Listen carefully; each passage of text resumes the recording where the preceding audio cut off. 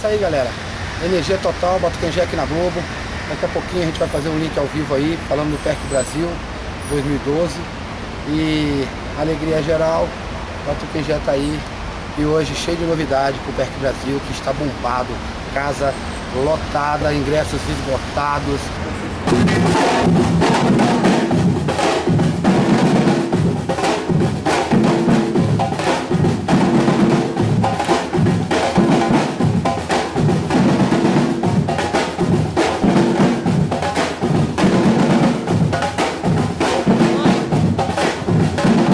E o que é o PEC Brasil? Conta pra nós aí. PEC Brasil, Luizão. O que quer dizer o PEC Brasil? O PEC Brasil, ele é, na verdade, uma amostra de todos os projetos sociais que acontecem na cidade, que estão acontecendo, né? São grupos percussivos, grupos de dança, de rap, entendeu?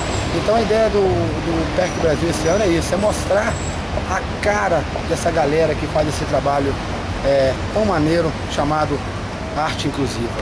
Valeu, axé, tudo de bom. Se espere aí, só alegria. Valeu.